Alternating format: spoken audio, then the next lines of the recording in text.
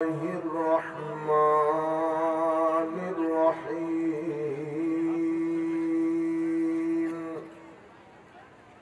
الحمد لله رب العالمين، والعاقبة للمتقين، والصلاة والسلام على سيدنا ومولانا محمد النبي الأمين المكين الكريم الحنين الرؤوف الرحيم، وعلى آله وأصحابه أجمعين. أما بعد، فقد قال الله تعالى عز وجل في القرآن الكريم: بسم الله الرحمن الرحيم. إن الله وملائكته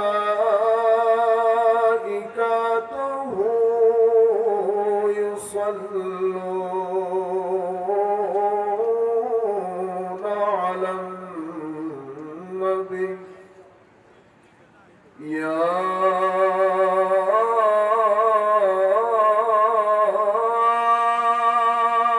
أيها الذين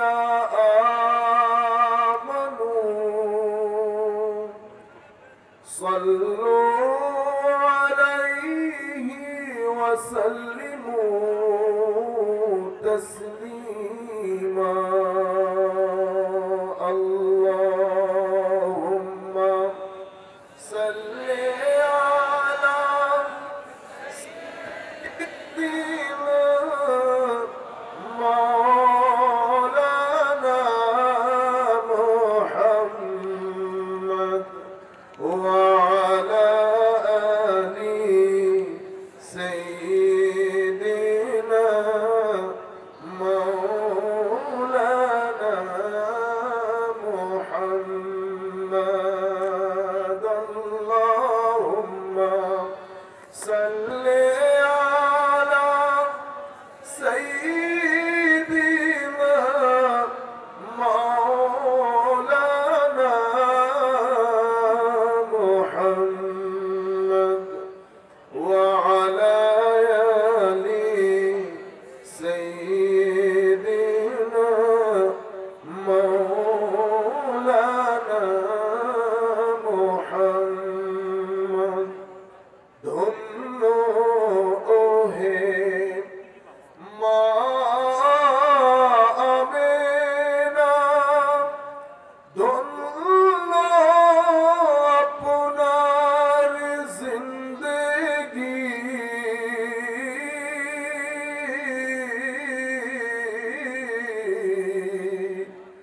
আপনার কোলে জন্ম নিলেন রহমতুল লিল আলামিন।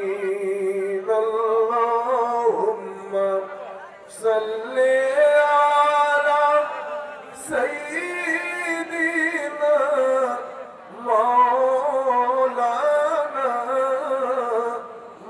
محمد وعلى آل سيدنا مولانا محمد।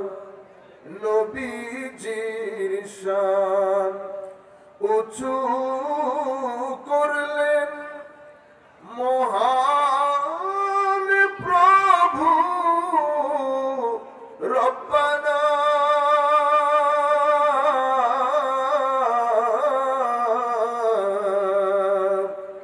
ورفعنا لك ذكرك কোরআন পাকের ঘোষণা। আল্লাহুম্মা সাল্লি আলা সাইয়্যিদিনা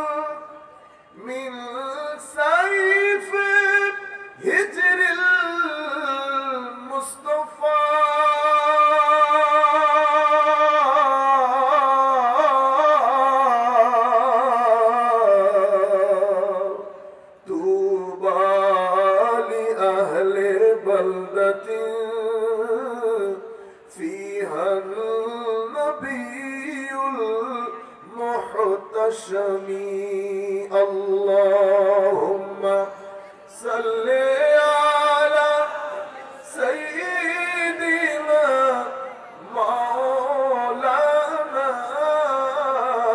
محمد وعلى آل سيدنا مولانا محمد. قال الله تعالى عز وجل في القرآن الكريم: بسم الله الرحمن الرحيم. يثبت الله الذين آمنوا بالقول الثابت في الحياة الدنيا وفي الآخرة ويضل الله الظالمين ويفعل الله ما يشاء. وأيضا قال الله سبحانه وتعالى: والعصر إن الإنسان لفي خسر إلا الذين آمنوا وعملوا الصالحات وتواصوا بالحق وتواصوا بالصبر. صدق الله مولانا العظيم وصدق رسوله النبي الحبيب الكريم ونحن على ذلك لمن الشاهدين والشاكرين. رب صل وسلم وبارك عليه. হাশিমপুর দরবার শরীফ এর পীর সাহেব আলহাজ আল্লামা শেখ একিউএম আব্দুল মজিদ রহমতুল্লাহি আলাইহির 47তম ইসালে সোয়াবের আজকের এই মাহফিলের সম্মানিত প্রধান অতিথি শেখ সৈয়দ মুশতাক আহমদ আল আহমদি ওয়েসি রেফাই সাহেব, যার আহ্বানে আজকের এই আয়োজন আল্লামা শেখ আশফাক আহমদ আল আহমদি ওয়েসি রেফাই এবং আজকের এই অনুষ্ঠানের সম্মানিত প্রধান আকর্ষণ হযরত মাওলানা গিয়াসউদ্দিন আত-তাহিরি সাহেব কিবলা মুদ্দাজিল্লুহুল আলী এবং হযরত মাওলানা শেখ মোহাম্মদ ইহসানুল হক জিহাদি মুজাদ্দিদি সাহেব কিবলা সহ স্টেজে উপবিষ্ট সম্মানিত উলামায়ে কেরাম, সম্মানিত সুধীজন, সম্মানিত শ্রোতা মণ্ডলী, অনলাইনের মাধ্যমে যারা যেখান থেকে বসে আমাদেরকে দেখছেন অথবা আমাদের আলোচনা পরবর্তীতে শুনবেন, আমরা সকলের প্রতি সশ্রদ্ধ সালাম রেখে আমাদের আজকের আলোচনা শুরু করছি। আসসালামু আলাইকুম ওয়া রাহমাতুল্লাহি তাআলা ওয়া বারাকাতুহু। সম্মানিত উপস্থিতি, এমন একটা সময়ে আমরা এখন উপনীত হয়েছি, এমন একটা অবস্থায় আমাদের আজকের এই মাহফিল বা এমন একটা অবস্থায় আমরা জীবন যাপন করছি।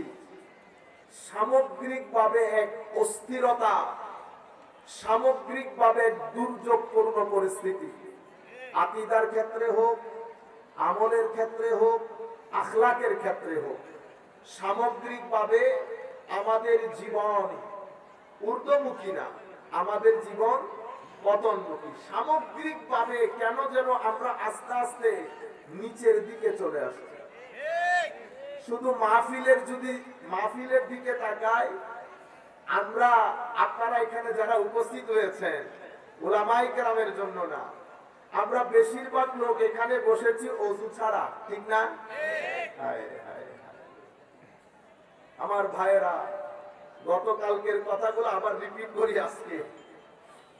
মাহফিল 3 ধরনের হয়। কয় ধরনের? 3 ধরনের।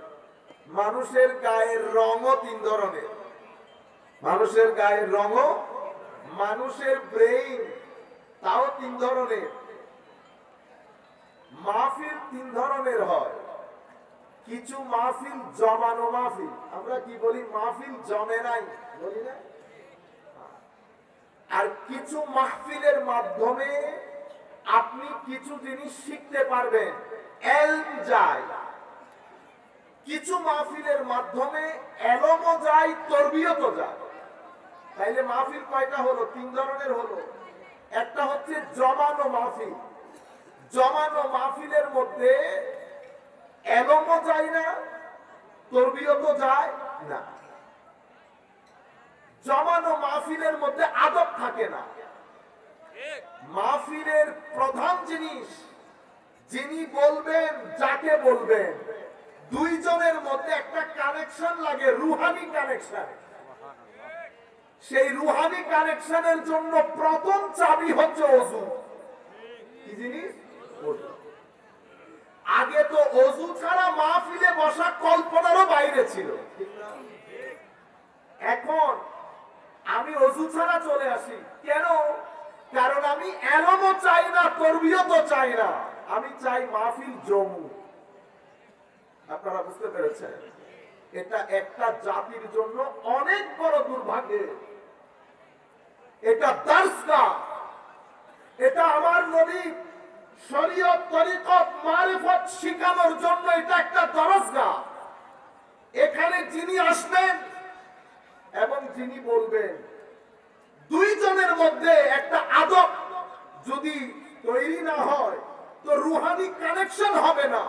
না আমি কিছু দিতে পারবো, না আপনি কিছু নিতে পারবেন। আপনারা বুঝতে পেরেছেন?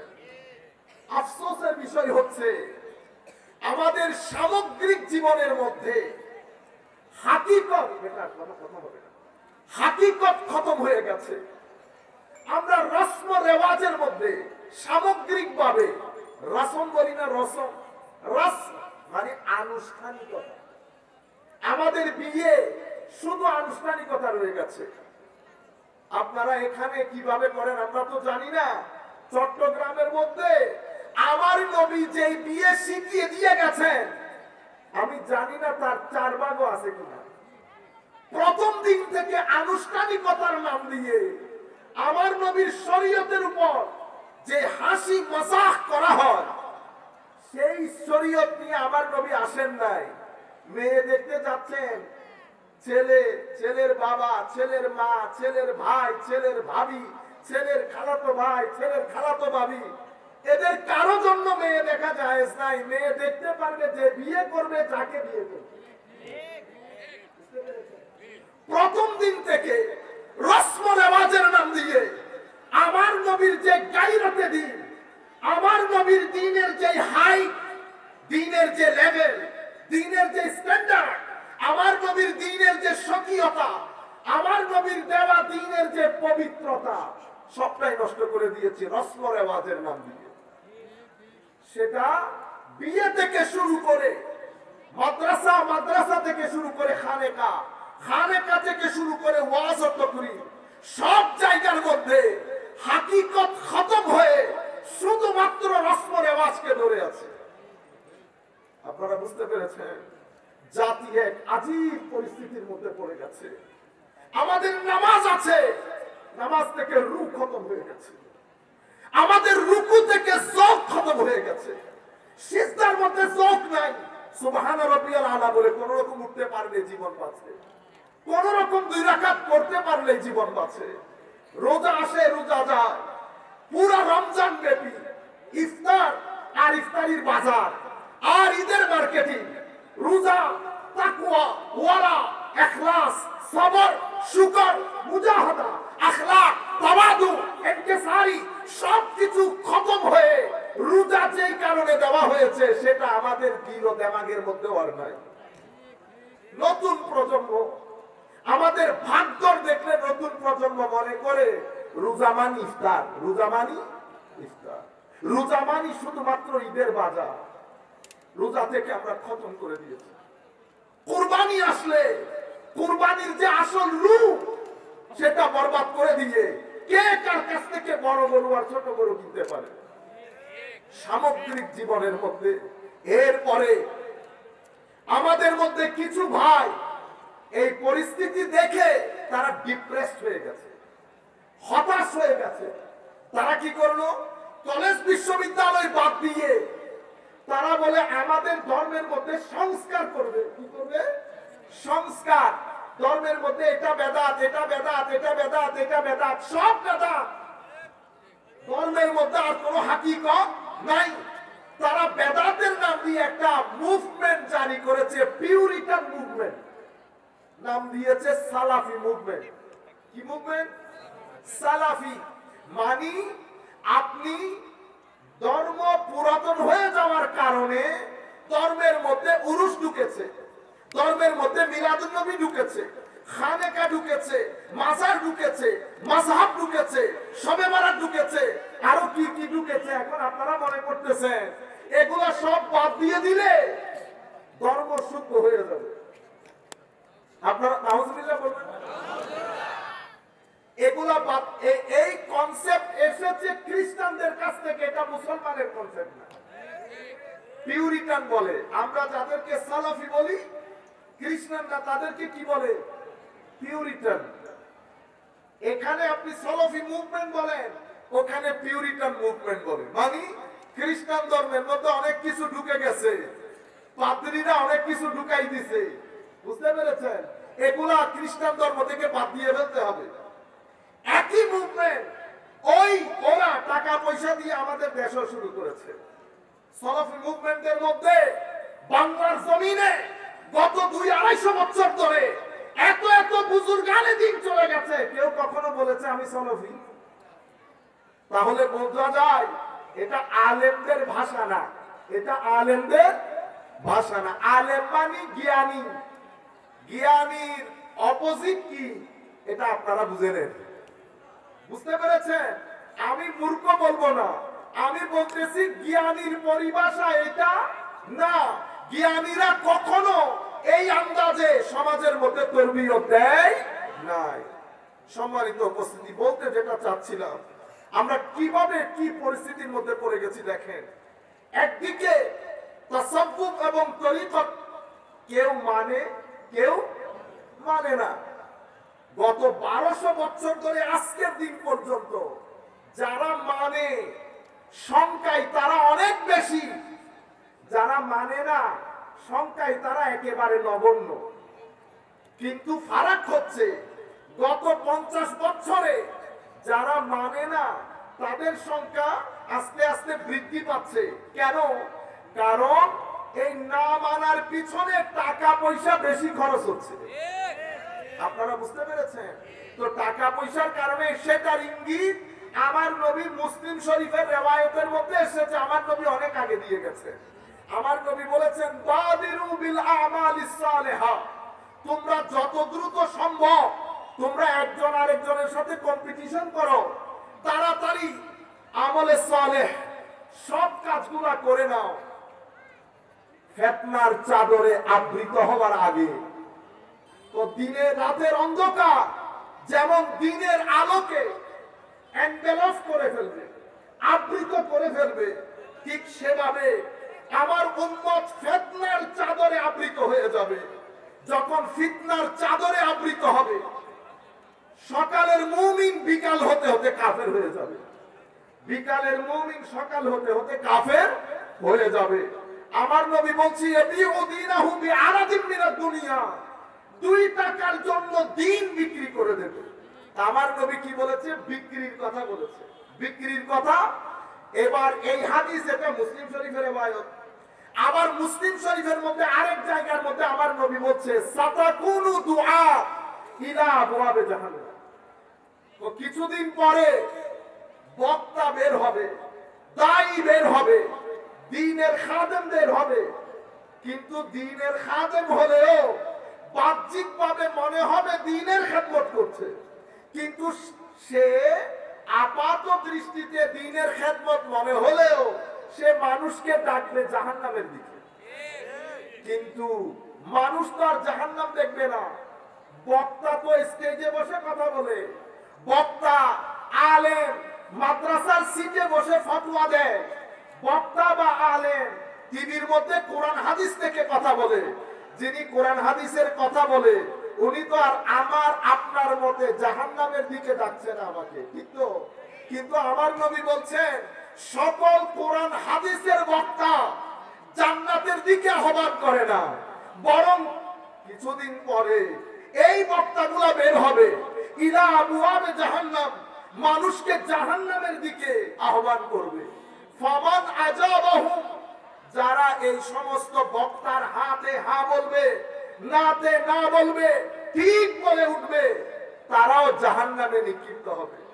আমি এখন বিনয়ের সাথে আপনাদেরকে একটা অনুরোধ করব, আমি আমার দিলের আওয়াজ, আমি চাই আপনাদের মধ্যে একটা পরিবর্তন আসুক, আপনাদেরকে নিয়ে আগামীর সুন্নিয়ত। মনে রাখবেন, যেই ভূখণ্ড থেকে সুন্নিয়ত খতম হবে সেই ভূখণ্ডে দিন বাকি থাকবে না।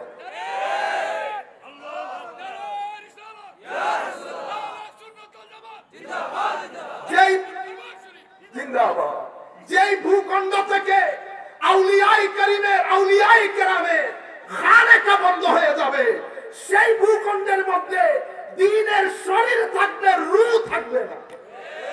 দ্বীনের শরীর থাকবে, যেভাবে দুবাইয়ের মধ্যে ধর্ম আছে, যেভাবে নাম বলতেছি না, আমাদেরকে অনেক জায়গায় যেতে হয়, এই সমস্ত টাকাগুলোর দেশে এখানেও জুমা হয়, পাঞ্জেগানা নামাজ হয়, কিন্তু আপনি এই কথা আকীদা করে নেন, একটা দেশের মধ্যে দ্বীনের রূহ বেঁচে নাই, শুধু শরীর আছে। জুমা পড়তে কেন এসেছে সে জানেও না। সে আসবে, আপনার সামনে দাঁড়াবে, সে দাঁড়াই দাঁড়াই মোবাইল ব্যবহার করছে। খতিব সাহেবকে বক্তব্য লিখে দেওয়া হয়েছে, এত টাকা দান করবেন, এত টাকা দিয়ে এই সওয়াব, এটা করলে 10টা সওয়াব, এটা করলে 12টা সওয়াব। ও ভাই, কোরআনে পাক, এটা কোরআনে পাক রূহে জমিনকে পরিবর্তনকারী কিতাব, যেই কিতাবের উপর ভর করে আমার নবী বিদায় হজ্জের ভাষণে পুরো পৃথিবীকে 23 বছরের মাথায় নতুন একটা বিশ্ব ঘোষণা করেছেন, নতুন একটা ওয়ার্ল্ড অর্ডার দিয়েছেন। ইয়া আইয়ুহান নাস বলে পুরো পৃথিবীকে সম্বোধন করছেন। সেই কোরআনের লোক নামতে নামতে নামতে এখন কোথায় নামছি? এটা করলে এত সওয়াব, এটা করলে এত সওয়াব।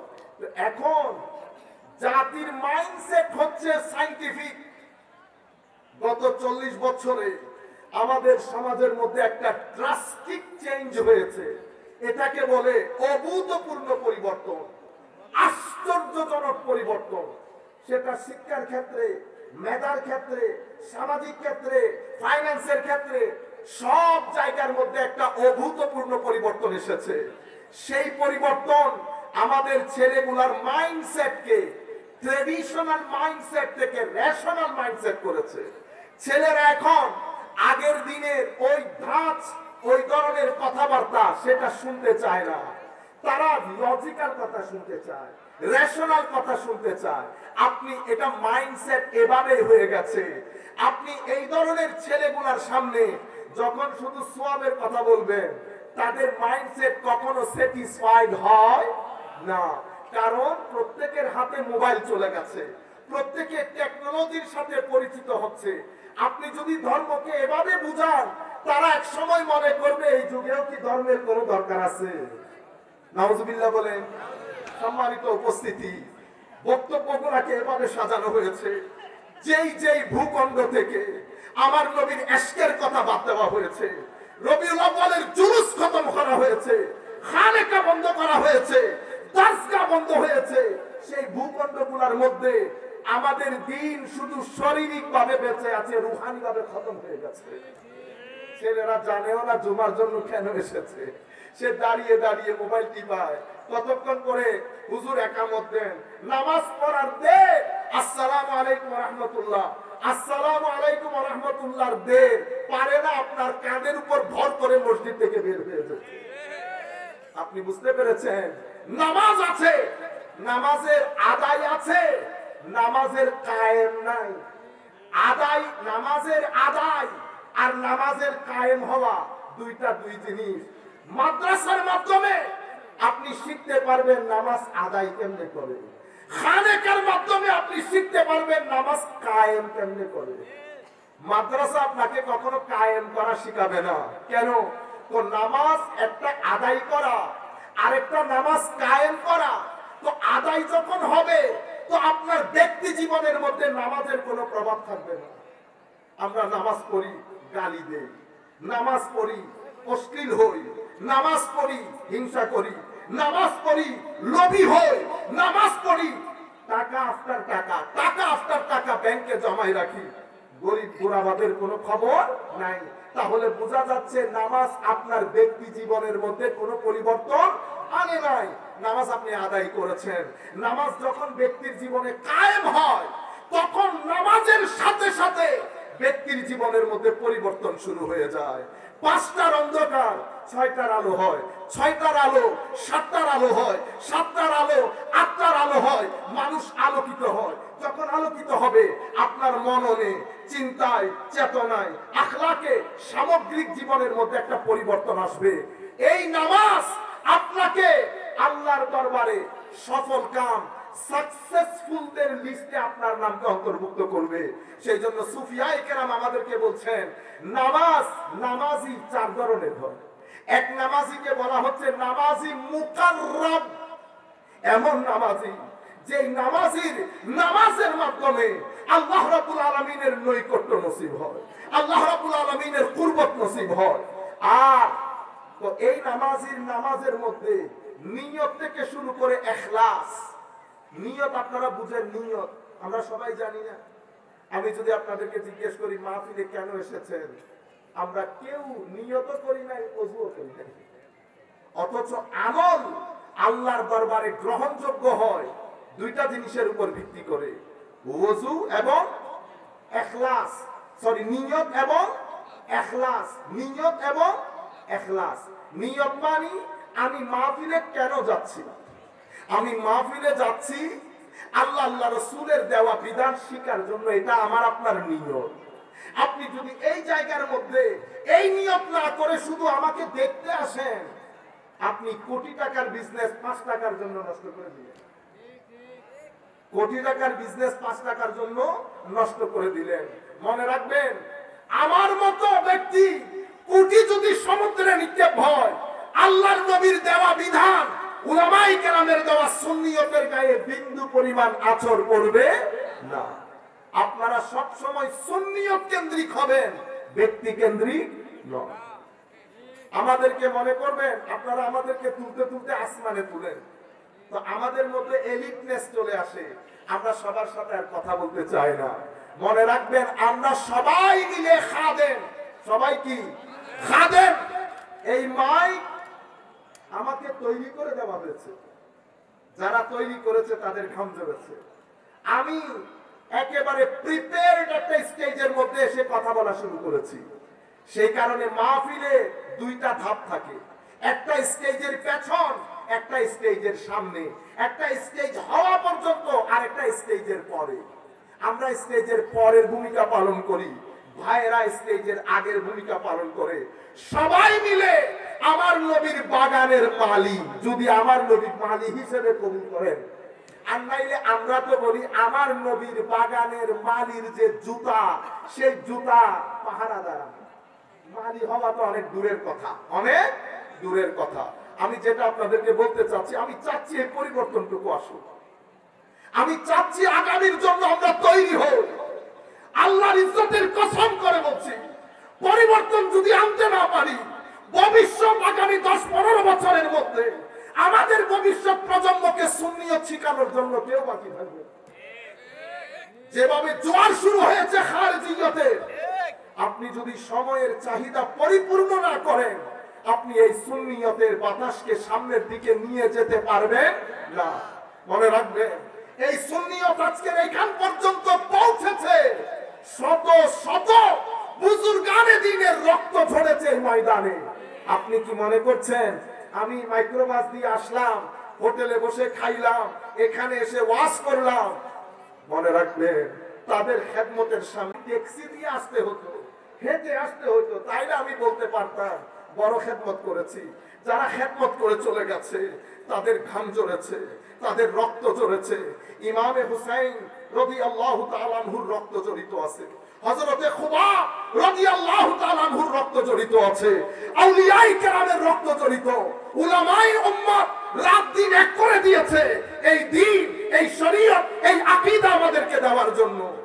আমাদেরকে একটু কষ্ট করতে হবে না।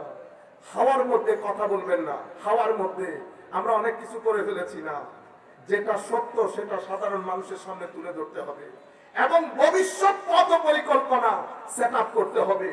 আমাদের ছেলেদের মাইন্ডসেট তৈরি করতে হবে। আমাদের ছেলেদেরকে বুঝাতে হবে আহলুস সুন্নাত ওয়াল জামাআহ হচ্ছে মুসলিম মিল্লাতের আসল আকীদার নাম। কিন্তু সেটা বোঝানোর জন্য আমার পরিস্থিতির সাপেক্ষে, পরিস্থিতিকে সামনে রেখে কথা বলতে হবে। আমি মাহফিল শুধু জমাইলে হবে না। সম্মানিত উপস্থিতি, যেখান থেকে কথা বলছিলাম, নিয়ত না থাকার কারণে আপনার বড় বড় আমলগুলো নষ্ট হয়ে যায়। নিয়তের পরে সবচেয়ে বড় জিনিস ইখলাস, একনিষ্ঠতা। আমার ভিতরের ইখলাস যদি না থাকে, কেন আসলাম? আমি দান দাম না, আমি কাউকে দেখার জন্য না, আল্লাহ আল্লাহ রাসূলকে সন্তুষ্ট করার জন্য এসেছি। একনিষ্ঠতা যদি আমার ভিতরে না থাকে, তাহলে আমি আসলাম, কথা বলে চলে গেলাম, এগুলা কথাবার্তা হবে, খেদমত হবে না। খেদমতের জন্য ওযুর দরকার হয়, নিয়তের দরকার হয়, ইখলাসের দরকার হয়, ইলমের দরকার হয়, লেখাপড়ার দরকার হয়। আপনারা বুঝতে পেরেছেন? সালাতুন ইয়া রাসূলুল্লাহ, সালামুন ইয়া হাবিবাল্লাহ আলাইকুম হুয়াল হাবিবুল লাযী তুরজা শাফাতুহু লিকুল্লি হাওলিন মিনাল আহওয়াল মুকতাহামি সালাতুন ইয়া আলাইকুম সালামুন ইয়া হাবিবাল্লাহ আলাইকুম। এখানে কেউ মানার লোক, কেউ না মানার লোক, তরিকত তাসাব্বুহ। আগে যারা মেনেছে, এখনো যারা মানছে, সংখ্যায় তারা বেশি। যারা মানে না, তাদের সংখ্যা এখন অনেক বৃদ্ধি পাচ্ছে, কিন্তু সংখ্যা এখনো অনেক কম, অনেক কম। কিন্তু বাজারের মধ্যে তাদের কথাবার্তা বেশি। কেন? আমার ভাইয়েরা, যারা মানে না তারা রাত দিন টেবিলের মধ্যে বসে পড়ে, আর যারা মানে তাদের ঘরের মধ্যে তাসাউফ তরিকতের একটা কিতাবও নেই। এখন বলেন তো দেখি, এটা জ্ঞানের যুগ। জ্ঞান বলতে ইনফরমেশনের যুগ। আপনি যদি উত্তর দিতে না পারেন, আপনার উত্তর দিতে না পারার কারণে এখানে খেদমত হয় না, বরং উল্টা বদনাম হয়। আপনারা বুঝতে পেরেছেন? এখন আমার করণীয় কি? আমার করণীয় হচ্ছে, আমরা প্রত্যেক জায়গার মধ্যে উসুলের দিকে ফেরত আসতে হবে। উলামায়ে উম্মত তরিকত কাকে বলেছে, তাসাউফের সংজ্ঞা কি দিয়েছে, খানেকার কাজ কি, এই পুরা বিষয় যদি জাতির সামনে তুলে ধরতে না পারি, তুলে ধরতে হলে কিতাব পড়তে হবে। আপনারা সব সময় বলেন, হুজুর আমাদের কোনো কিতাব নাই, হুজুর আমাদের কোনো কিতাব নাই। আফসোসের বিষয় কি জানেন? যারা কিতাব লিখেছে 2000, 3000, 5000 কপি ছাপালে 10টা কিতাব বিক্রি হয় না। কেন? পড়ার অভ্যাস আমাদের এখান থেকে খতম হয়ে গেছে। আমরা সুন্নিয়তের এই কাজকে মিশন হিসেবে নেই না। যদি মিশন হিসেবে নিতাম, জ্বালা থাকতো, ব্যথা থাকতো। আমরা তো মিশন হিসেবেই নেই নাই। সম্মানিত ভাইয়েরা, মিশন হিসেবে নিতে হবে। অন্তত 10 জন ছেলে আমার দরকার অত্র এলাকার মধ্যে, যারা আহলে সুন্নাহ ওয়াল জামাতকে মিশন হিসেবে নিবে। যেখানে যাবে, আমাদের এখানে আরো বড় সমস্যা হচ্ছে, আমি যেই পীরের মুরিদ, আমি কথা বলার সময় আমার নবীর নামও তোমার নেই না, যতবার আমি আমার পীরের নাম নেই। আপনারা বুঝতে পেরেছেন? আমি কোন মজলিসে কোনদিন শুনেছেন আমার পীরকে সেটা বলতে? আমার এতগুলা পীরের জন্য দোয়া করি, কোনদিন। আমার গত 2004 থেকে আমি কাজ শুরু করেছি, এখন 2024, আমার বয়সের প্রায় অর্ধেক হয়ে গেছে, 20 বছর।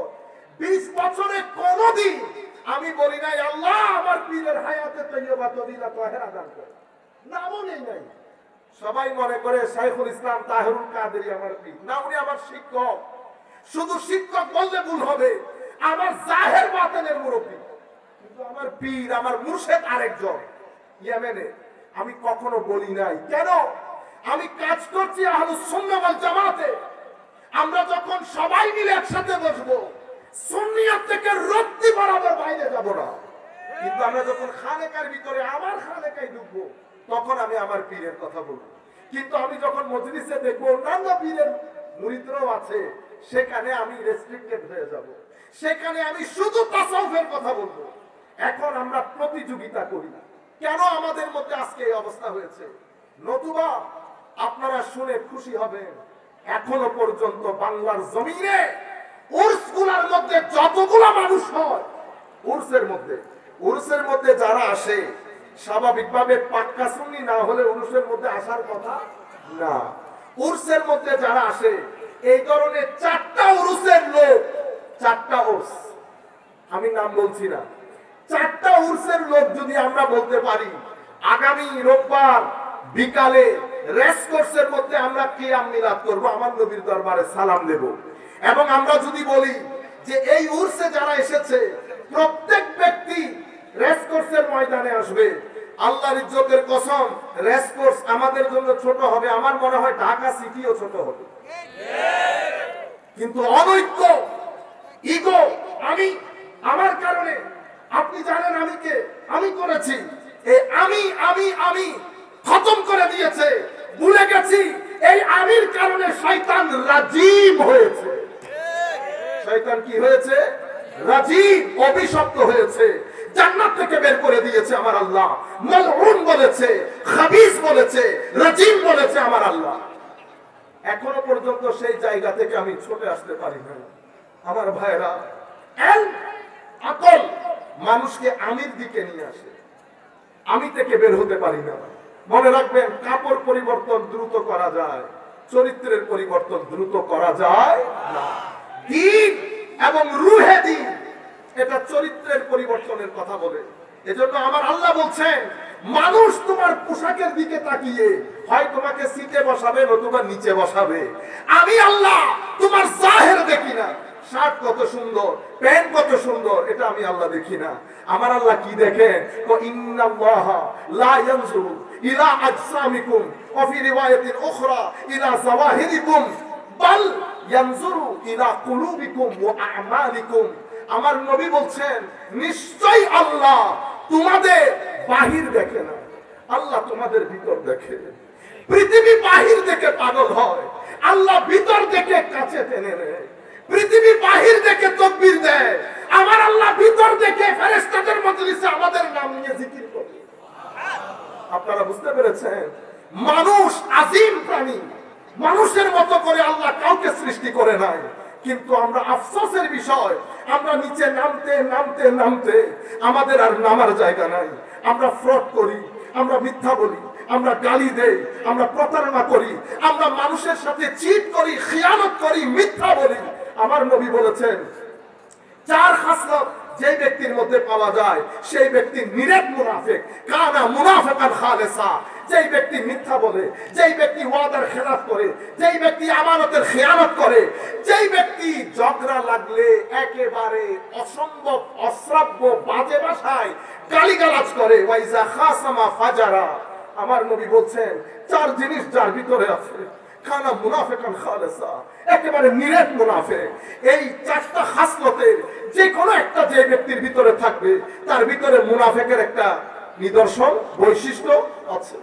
আমরা আল্লাহর দরবারে দোয়া করি, আল্লাহ খাটের মধ্যে শোয়ানোর আগে মাওলা মুনাফিকের খাসলত নিয়ে যেন আমরা পৃথিবী থেকে না যাই। আমিন বলেন সবাই। আসলে আমরা আল্লাহর দরবারে ওয়াদা করি, মাওলা তৌফিক দান করেন, যতদিন বেঁচে থাকবো জবান থেকে যেন মিথ্যা বের না হয়। আল্লাহ দুনিয়া উল্টে গেলেও যেন আমরা আমানতের খেয়ানত না করি, আমরা যেন গালিগালাজ না করি। আমরা নামাজ পড়ি, মুখে দাড়ি আছে, আমরা লুঙ্গি হাঁটুর উপরে তুলে তুলে হাঁটি, আমরা রাস্তার মধ্যে চিল্লাইয়া কথা বলে মানুষকে গালি দেই, আমরা হোটেল ব্যবসার মধ্যে দুনিয়ার 10 নম্বরই জিনিস খাওয়াই। আপনি মানুষকে 10 নম্বরই জিনিস খাওয়ানোর পরে মসজিদের প্রথম কাতারে যদি নামাজ পড়েন, 10,000 মসজিদ যদি বানিয়ে দেন, আপনি মুমিনের কাতারে শামিল হতে পারবেন। কারণ যিনি শামিল করবেন উনি, ওনার ডিক্লারেশন হচ্ছে মান গাশশানা ফালাইসা মিন্না। যেই ব্যক্তি আমাদের সাথে প্রতারণা করে সেই ব্যক্তি আমার উম্মত না। আমার নবী বলছেন আমার উম্মত না। আপনি উল্টা লটকে গেলেও আমার নবীর উম্মতের কাতারে শামিল হতে পারবেন না।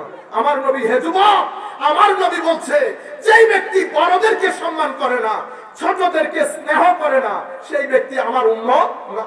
কাশ তোমরা যদি বুঝতে পারতা, আমার নবী যখন বলছে তুমি এটা আমার উম্মত না, তো দেখে আমার নবী বলেছে তুই আমার উম্মত না, আল্লাহর ইজ্জতের কসম দুনিয়ার জীবনে লাঞ্ছিত হবেন, বঞ্চিত হবেন, অপমানিত হবেন। কবর বসে আছে।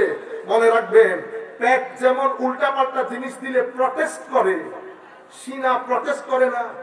সিনার ব্যথাও আছে, পেটের ব্যথাও আছে। পেটের ব্যথায় মানুষ কিভাবে লাফালাফি করে, কাটা মুরগির মতো, দেখেছেন? কেন করছে? কারণ পেট যেটা পছন্দ করে না সেটা পেটে দিয়েছেন। পেট প্রতিবাদ করে, সিনা প্রতিবাদ করে। যেটা খেতে চাচ্ছে না আপনি বারবার তাকে সেটা দিচ্ছেন, সিনা প্রতিবাদ করে। প্রত্যেক আল্লাহর এই শরীর যা আপনাকে দিয়েছে সবকিছু প্রতিবাদমুখী। কানের মধ্যে পানি ঢুকলে প্রতিবাদ হয়, কান ব্যথা করে না, কারণ কান বলতে চাচ্ছে আমাকে পানি দিবি না, প্রতিবাদ করবে। দাঁতের একটা হেফাজত করতে হয় না, উল্টা পাল্টা করবেন দাঁতের ব্যথা শুরু হয়, এটা দাঁতের প্রতিবাদ। জমিনেরও প্রতিবাদ আছে। জমিন এখন চুপচাপ বসে আছে খাওয়ার জন্য, বসে আছে খাওয়ার জন্য। আমার আল্লাহ বলছেন যে ব্যক্তি দিন ছেড়ে দিয়েছে, ধর্ম ছেড়ে দিয়েছে, আখলাক ছেড়ে দিয়েছে, সেই ব্যক্তির ঘর আনকাবুতের ঘরের মতো হয়েছে। আনকাবুত মানে মাকড়সার জালের মতো। মাকড়সার জাল যেমন সবাই হাতের আঙ্গুলের ইশারায় নষ্ট করে ফেলে না, এভাবে নষ্ট হয়ে যায়। আমাদের জন্য কবর অপেক্ষা করছে। আমি চাই আপনাদের ভিতরে ওই জাগরণ আসুক। আমি মুরব্বীদেরকে বলছি না, আমাদের ছেলে, আমার বয়সী, আমার চেয়ে কম বয়সী যারা আছে, মাহফিলে যখন বসবেন তখন ওযু করবেন, নিয়ত করবেন, ইখলাসের সাথে আসবেন। মাহফিলে যখন বসবেন ঠিক বলে চিল্লানি দেবেন না। কেন দেবেন না? কারণ আমি এখানে ঠিক বলতে আসি না। এটা কোনো রাজনৈতিক মঞ্চ না, এটা রাজনৈতিক ময়দান না। শিক্ষক কথা বলবে, ছাত্র চুপ করে শুনবে। ছাত্র হাসি তামাশা করবে না। ছাত্র হাসি তামাশা করা ক্লাসের মধ্যে বেয়াদবি। ছাত্র শিক্ষকের উপরে উঠে ঠিক বলে চিল্লানি দেওয়া, আমি মনে করি সেটা মাহফিলের মধ্যে অসমীচীন। আপনারা বুঝতে পেরেছেন কেন? কারণ এটা তরবিয়তের জায়গা। এটা চুপ থাকবে, এখানে ভদ্রতা থাকবে, নম্রতা থাকবে। যতক্ষণ থাকবেন চেষ্টা করবেন কিছু জিনিস শেখার জন্য। আমরা যতক্ষণ থাকবো আমাদের উচিত হবে কিছু জিনিস দেওয়ার জন্য। মনে রাখবেন, সব জায়গায় পরিবর্তন হবে, কিছু জায়গার মধ্যে পরিবর্তন আনা যাবে না। ঈমানের ক্ষেত্রে কোনো পরিবর্তন নাই, আকীদার ক্ষেত্রে কোনো পরিবর্তন এরকমই হয়। এটা শুনিও দূর দূর দূর পলিসি মেকার, উপরের লোক যারা সংখ্যায় কম, তাদেরকে যদি আমি কনভিন্স করতে না পারি, তো তারা যারা পলিসি মেক করবে তারা তো মূল জায়গায়, আমাদেরকে হাত দিতে হবে মূল জায়গায়। আপনারা বুঝতে পেরেছেন? সাধারণ শ্রেণী যারা, তারা তো আমাদের লোক। আমি হ্যাঁ বললেও তারা হ্যাঁ বলবে, আমি না বললেও তারা না বলবে। কারণ আশেক লোককে কনভিন্স করতে হয় না। আশেকের মধ্যে অ্যাশ এমনিতেই থাকে, আশেকের মধ্যে অ্যাশ এমনিতেই থাকে। আশেকের জন্য তো শুধু একটা নাতের দরকার, ঠিক না? একটা নাত করবো, আমাদের আশেকদের চোখে চোখের পানি বের হবে। আমি তো আপনাদেরকে নিয়ে মাহফিল সাজিয়েছি, উদ্দেশ্য আপনারা না, উদ্দেশ্য বাইরের লোক। উদ্দেশ্য কারা? বাইরের। আপনি আমার উদ্দেশ্য না, আপনি তো আমার ঘরের লোক। ঘরের লোক না হলে দাওয়াতে আসতেন, এখানে আসতেন। আপনি আমার লোক বিদায় এসেছেন, আমি ঘরের লোকের জন্য ওয়াজ করব না। আমি আপনাদেরকে নিয়ে বাগান সাজিয়েছি, আমি বিক্রি করতেছি বাইরে, বিক্রি করতেছি বাইরে। এই বোধ, এই চেতনা আমাদের ভিতরে জাগরিত হতে হবে। যেখান থেকে কথা শুরু করেছিলাম আমার ভাইরা, আপনার সামনে সামগ্রিক ভাবে এখন একটা দুনিয়া, এই দুনিয়ার মধ্যে বিজ্ঞানের জয় জয়, বিজ্ঞানের জয় জয়। আমি এখন আসার সময় একটা ক্লাস করতেছিলাম অনলাইনের মধ্যে। আজীব, আপনি চিন্তা করতে পারবেন, পৃথিবীর বাংলাদেশের কোনায় কোনায় বসা, পৃথিবীর কোনায় কোনায় বসা, এক একজন এক এক জায়গা থেকে ক্লাসে শরীক হয়েছে। আমি আসতেছি চাঁদপুরের রাস্তা দিয়ে, আমি ওই গাড়ির মধ্যে ক্লাস করছি, ঘন্টা দেড় ঘন্টা সবাই বসে শুনতেছে। আজ থেকে 10 বছর আগেও যদি কাউরে বলতাম, সে বলতো ওই মারতেছে, মিথ্যা কথা বলতেছে। আপনারা বুঝতে পেরেছেন? চাপাবাজি করতেছে।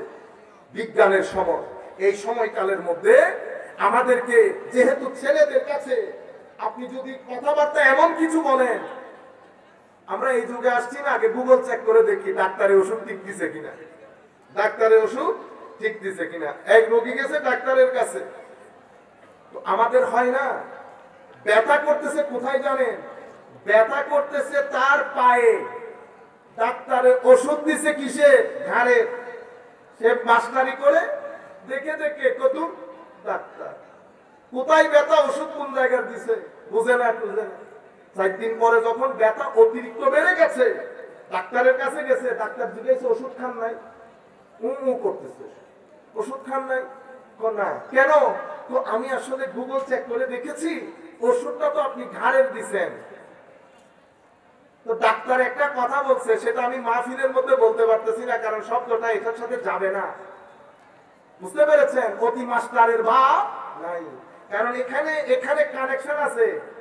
ঘটনা ঘটছে এখানে, প্রটেস্ট করতেছে এটা, প্রটেস্ট করতেছে এটা। আমি আপনাদেরকে যেটা বলতেছি, আপনি যা কিছু দেবেন দেবার আগে একবার চিন্তা করবেন, আর যার যেটা বিষয় তাকে সেই বিষয়ে কথা বলতে দেবেন, সব বিষয়ে পণ্ডিতি করবেন না। সম্মানিত উপস্থিতি, আমি আপনাদেরকে যেটা বোঝাতে চাচ্ছি, তো এখন হঠাৎ করে বাইরে থেকে অনেক টাকা পয়সা আমাদেরকে পরিষ্কার করতে চায়, এটা বেদা, এটা বেদা, এটা বেদা। তারা কি করে? তো সংস্কার, কি সংস্কার? তো দিন নষ্ট করে ফেলেছে। কারা করে ফেলেছে? তো এই সমস্ত সুন্নিরা। আচ্ছা, বাংলাদেশের সুন্নিরা এক জায়গায় মিটিং করে বসে দিন ধ্বংস করেছে বুঝলাম, তো মিশরের সুন্নিদেরকে বাঙালি সুন্নিরা কোথায় পাইছে? সিরিয়ার সুন্নিদেরকে কোথায় পাইলো?